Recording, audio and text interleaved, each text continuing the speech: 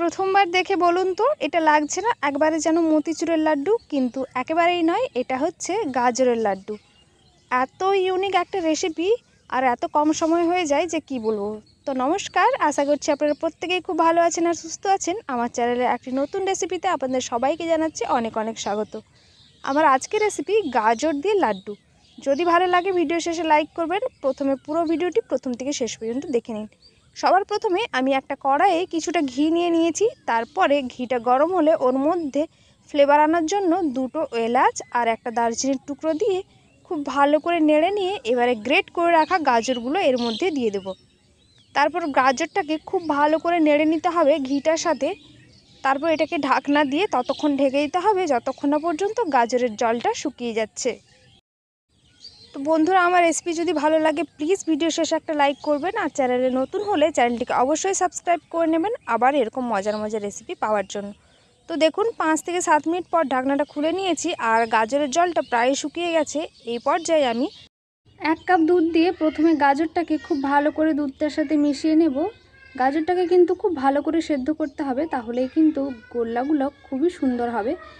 দেখুন আরও একটু দুধের প্রয়োজন আছে, তো আরও 1 কাপ দুধ আমি এখানে দিয়ে দিলাম। তারপর আবারও খুব ভালো করে নেড়ে এটাকে ঢেকে রেখে দেবো যতক্ষণ না পর্যন্ত গাজরটা খুব ভালো করে সেদ্ধ হচ্ছে।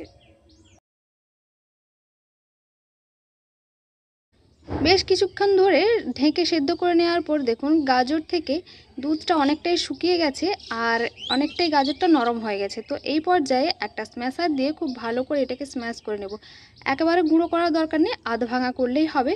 তারপর এখানে দিয়ে দেবো পরিমাণ মতো চিনি, মিষ্টিটা আপনাদের আন্দাজ মতো আপনারা দেবেন। তারপরে দিয়েছি 2 টেবিল স্পুন মতো এখানে গুঁড়ো দুধ। এবারে চিনি আর গুঁড়ো দুধটাকে খুব ভালো করে আবারও গাজরের সাথে মিশিয়ে নিতে হবে।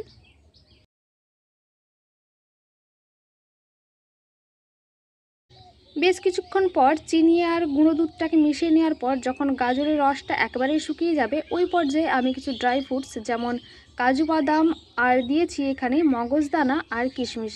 এবারে সমস্ত ড্রাই ফ্রুটসকে খুব ভালো করে আবারও 1 থেকে 2 মিনিট নেড়ে নেওয়ার পর দেখুন গাজরটা একবারে ঝরঝর হয়ে গেছে আর এটা নাড়ু করার জন্য বা লাড্ডু করার জন্য একদম পারফেক্ট।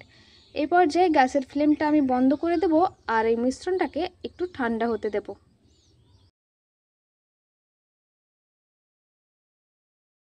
বেশ কিছুক্ষণ পর দেখুন গাজরটা একবারে ঠান্ডা হয়ে গেছে। এবার এগুলোকে লাড্ডু করে নেওয়ার পালা।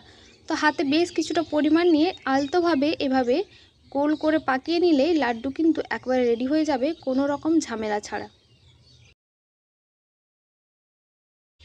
ঠিক একইভাবে সমস্ত লাড্ডুগুলো আমি এখানে বানিয়ে নিয়েছিলাম, কোনো রকম অসুবিধা হয়নি। আপনাদের যদি কোনো রকম অসুবিধা হয় অবশ্যই কমেন্ট করে জানাবেন, আমি তার সলিউশন দেওয়ার 100% চেষ্টা করব। লাড্ডুগুলো যখন হয়ে গিয়েছিল আমি এটাকে গার্নিশ করেছিলাম কিছুটা সিলভার লিপ আর পিস্তা বাদাম দিয়ে। আপনাদের কাছে যদি থাকে দেবেন, না হলে স্কিপ করে দেবেন। তো কেমন লাগলো রেসিপিটি অবশ্যই কমেন্ট করে জানাবেন। ভালো লাগলে ভিডিও শেষে লাইক করে, চ্যানেলে নতুন হলে চ্যানেলটিকে সাবস্ক্রাইব করে নেবেন। দেখা হবে পরের আরেকটি রেসিপিতে। ততক্ষণ পর্যন্ত সবাই ভালো থাকবেন, সুস্থ থাকবেন, সকলের খেয়াল রাখবেন।